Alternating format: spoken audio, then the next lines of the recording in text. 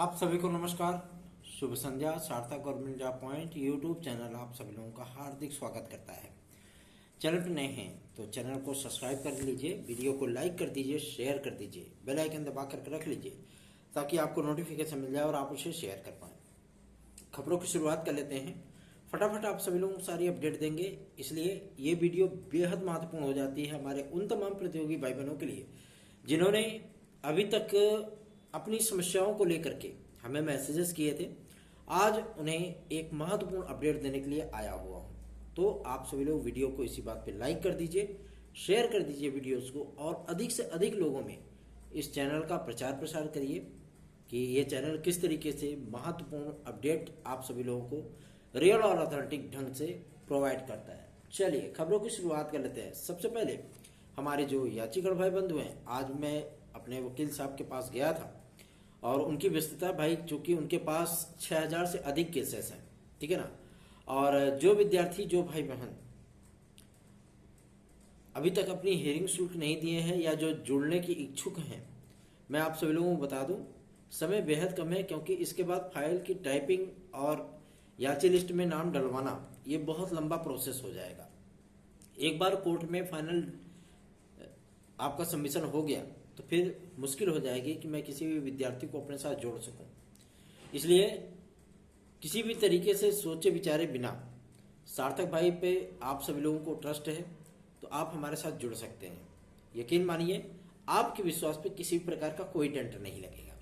आप जुड़ सकते हैं हमारे साथ। और जिन भाई बहनों ने अभी तक अपनी हियरिंग शुल्क 1 जनवरी सन 2024 से अभी तक प्रोवाइड नहीं कराई है, मैं उनसे विनम्रतापूर्वक हाथ जोड़ करके निवेदन करना चाहता हूं कि आप सभी लोग अपने भविष्य से बिल्कुल भी खिलवाड़ ना करें, ठीक है। अगर आपने याचिका में अपना नाम डलवाया तो आप हियरिंग शुल्क अवश्य दीजिए। क्यों? क्योंकि हमें भी आगे प्रोसेस करना है, ठीक है ना। अदरवाइज जब चीज़ें हमारे लिए मुश्किल होती जाएंगी तो हम उन्हीं अपने भाई बहनों को लेकर के आगे बढ़ जाएंगे और मूव ऑन करना ही पड़ेगा। अगर नहीं मूव ऑन करेंगे तो दिक्कत होगी। उन्हीं विद्यार्थियों को भी जिन विद्यार्थियों ने ट्रस्ट करके हमारे ऊपर वो हमारी याचिका से जुड़े और हियरिंग शुल्क भी दी उन्होंने, तो उनके साथ जो है मतलब नाइंसाफी होगी। इसलिए मैं उनको ही लेकर के फिर मूव ऑन कर जाऊंगा और जो विद्यार्थी अभी तक अपनी हियरिंग शुल्क नहीं दिए हैं उनको जो मैं किनारे करवा दूंगा। तो आप लोगों से रिक्वेस्ट करना चाहूँगा कि आप लोग अपनी हियरिंग शुल्क अवश्य जमा कर दीजिए। और जो विद्यार्थी, जो भाई बहन हमारे साथ जुड़ना चाहते हैं, बेहद कम समय है, अपॉर्चुनिटी बहुत ज़्यादा है। आप सभी लोगों के सपने साकार हो सकते हैं। आप चाहें तो हमारे साथ जुड़ करके इस याचिका का लाभ उठा सकते हैं। याद रखिए 9721411385 ये मेरा व्हाट्सएप नंबर है। आप इस पर हमसे संपर्क करिए और हमारे साथ फटाफट जुड़ जाइए। चलिए खबरों की शुरुआत कर लेते हैं। एक महत्वपूर्ण अपडेट है आपके शिक्षा सेवा चयन आयोग से। शिक्षा सेवा चयन आयोग आप सभी लोगों की परीक्षाओं का जो आयोजन है, ठीक है ना, वो जुलाई माह से करने चल रहा है।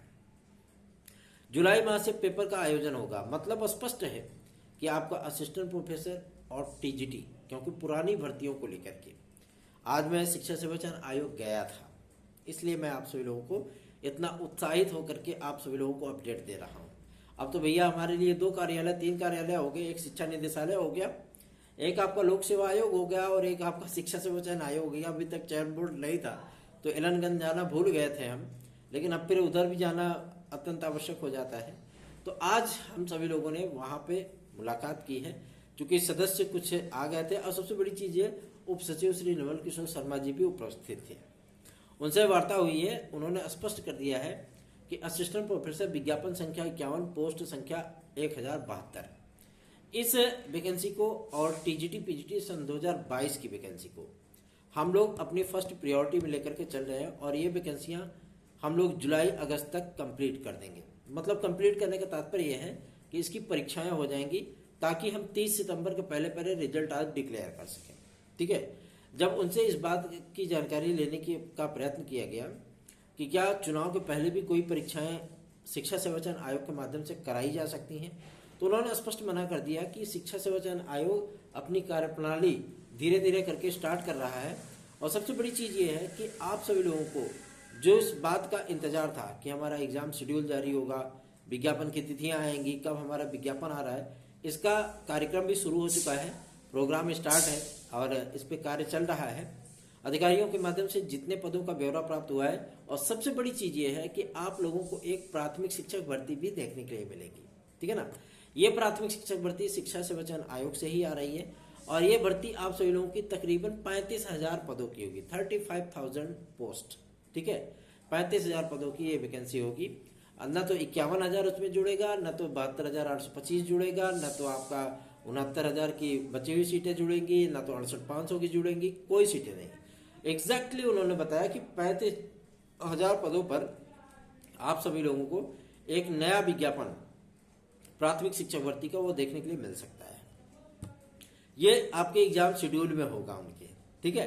और जो आपकी जूनियर लेवल की जो वैकेंसी है, उन्होंने बताया कि लगभग 16,500 जूनियर की वैकेंसी और 8,500 के ऊपर आपकी एडेड जूनियर की वैकेंसी और 2,900 पदों के आपका प्रधानाचार्यों का विज्ञापन, साथ ही साथ टीजीटी पीजीटी का 18,000 पदों का विज्ञापन, ये आप लोगों को देखने के लिए मिलेगा, ठीक है ना। इसका पूरा शेड्यूल तैयार किया जा रहा है कि कब इनका विज्ञापन जारी करना है, कब आप सभी लोगों की परीक्षाओं का आयोजन किया जाएगा।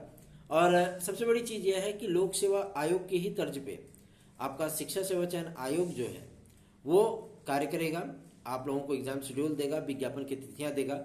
हर महीने में आपको विज्ञापन अगर कोई उनको जारी करना है, क्योंकि काफी सारे डिपार्टमेंट हैं, 3-4 आयोग डिपार्टमेंट मिला करके आयोग बनाया गया है, तो हर डिपार्टमेंट के लिए वो अलग से इंफॉर्मेशन देंगे। हर डिपार्टमेंट के अलग अलग उप सचिव होंगे और सबसे बड़ी चीज ये है कि माध्यमिक शिक्षा उप सचिव जो है श्री नवल किशोर शर्मा जी, वो उत्तर प्रदेश शिक्षा सेवा चयन आयोग में भी उप सचिव ही रहेंगे, ठीक है ना। और माध्यमिक शिक्षा सचिव आपके यहाँ पे सचिव बनाए जा सकते हैं, उनके नामों पर विचार चल रहा है। परीक्षा नियंत्रक और वित्त अधिकारी आदि आप सभी लोगों को सोमवार तक देखने के लिए मिल जाएंगे। इनका अंतिम प्रोसेस चल रहा है शासन स्तर पे और इनकी नियुक्तियां बहुत जल्दी होने चली है। मान के चलिए कि शनिवार तक निर्वाचन आयोग के माध्यम से परमिशन ग्रांटेड हो जाएगा, उसके बाद इनकी नियुक्तियां कर दी जाएंगी। इनकी नियुक्तियां होने के बाद टेंडरिंग की प्रक्रिया होगी। किस बात का कि आप लोगों का टीजीटी पीजीटी असिस्टेंट प्रोफेसर आदि का बुकलेट कौन छापेगा, कौन एग्जाम कराएगा, कौन कॉपियां जांचेगा, कौन मेरिट बनाएगा, ये सारी तमाम चीजें वो टेंडरिंग की प्रक्रिया को अपनाया जाएगा, ठीक है। अभी क्योंकि संस्थाओं के लिए जो फर्में हैं उनका चयन नहीं किया गया है इन परीक्षाओं के लिए, तो आप सभी लोगों को ज्यादा चिंतित होने की आवश्यकता नहीं है। अब तो थोड़ी सी तैयारियों के मूड में आ जाइए, ठीक है ना। प्रिपरेशन मोड में अपने आप को एक्टिवेट करिए। डीएक्टिवेट होकर के बहुत दिन बैठ लिए, अब एक्टिवेट होने का समय आ गया है। अगली जो अपडेट है वो है लोक सेवा आयोग से। लोक सेवा आयोग अपने परीक्षा कैलेंडर को तैयार करने में इसमें व्यस्त है और उनकी प्रायोरिटी में खंड शिक्षा अधिकारी टीजीटी एलटी जीआईसी आपका पीसीएस 2024 प्रारंभिक परीक्षा आदि ये महत्वपूर्ण परीक्षाएं सम्मिलित हैं। साथ ही साथ जो अभी आप लोगों को मार्च में देखने के लिए विज्ञापन मिला था, ठीक है ना, 15 तारीख से आप लोगों के आवेदन स्टार्ट हुए हैं कृषि सेक्टर की, उसका भी एग्जाम अगस्त सितंबर तक कराने की प्रक्रिया जो है उसको भी एग्जाम शेड्यूल में सम्मिलित किया जा रहा है। और सबसे बड़ी चीज ये है कि लोक सेवा आयोग के माध्यम से जितनी भी महत्वपूर्ण आपकी परीक्षाएं हैं, क्योंकि आरओ एआरओ और पीसीएस की जो मुख्य परीक्षाएं हैं वो सितंबर अक्टूबर तक आयोजित की जाएगी, ठीक, मतलब उसके पहले पहले प्रीलिम्स वगैरह निपटा दिया जाएगा। और जीआईसी लेक्चरर भी आप सभी लोगों का वो सितंबर अक्टूबर या नवंबर के महीने में उसका मेंस होगा, ठीक है ना। तो लेकिन एलटी ग्रेड उसके पहले फाइनल हो जाएगा। तात्पर्य यही है कि आप सभी लोगों को जो ये बिजी शेड्यूल मिलने वाला है, एक तो शिक्षा सेवा चयन आयोग से, दूसरा आप सभी लोगों का लोक सेवा आयोग से। क्यों? क्योंकि शिक्षा सेवा चयन आयोग और लोक सेवा आयोग तालमेल बिठा करके चल रहे हैं कि कोई भी एग्जाम आपस में टकरा ना जाए। पता लगे कि उधर एलटी का टकरा गया, इधर टीजीटी का टकरा गया, तो फिर विद्यार्थी बेचारे जाएंगे कहाँ, या तो टीजीटी दे ले या तो एलटी दे ले, है ना।